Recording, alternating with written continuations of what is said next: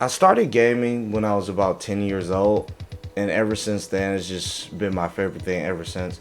Um, I started with the PlayStation 2, and then eventually it led all the way up to here, the PlayStation 4. I had to save up to a lot of summer shifts to get to this one.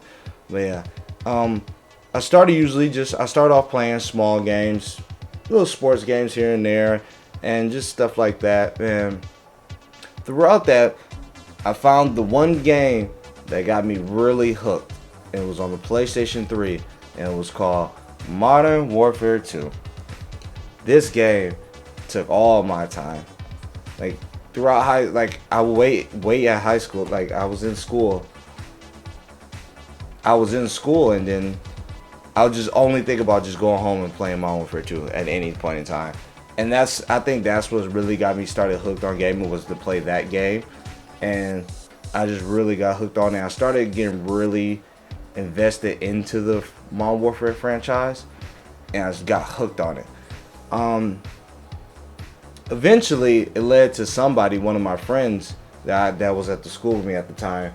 He started telling me about, um, you like the game so much, you're actually pretty good. You should really try and play against other people for like little small amounts of money.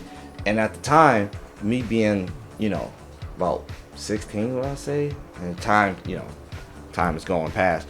Well, I'll say about 10. I was about 15, 16. I was like, okay, that's easy money. I can get some money like that.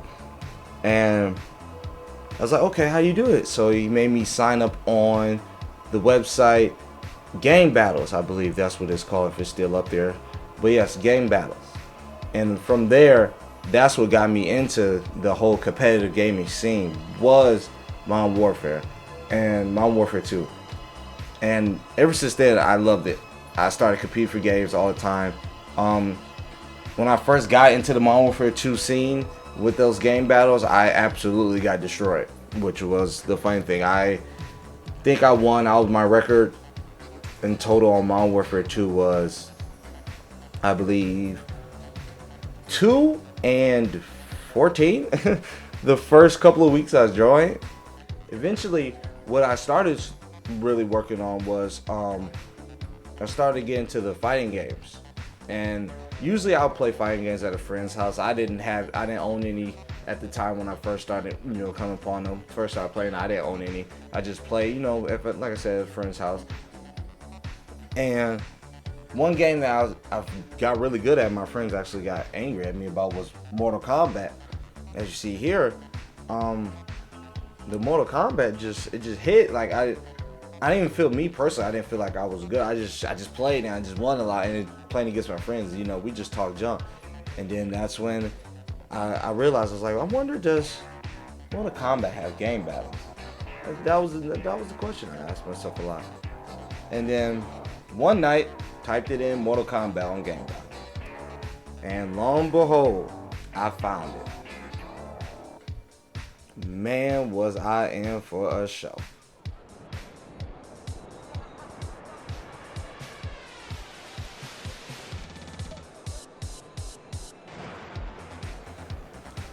And when you first arrive at Yukon, going to the gaming area in general has a lot to it. You go in there, all you see is just games everywhere. So first you gotta find where you want to go and what game you're gonna play. Usually there's a sign-up sheet beforehand. So I usually pick Mortal Kombat and Call of Duty, easy ones, easy money for me. But for the other people, they have racing games, they have Tetris, Dragon Ball Z, other fighting games, a lot of games for everybody. So you won't miss out on anything. And when you're there, before you even play the games, you can even wait and just play just normal games. Just play with a group of people you just met.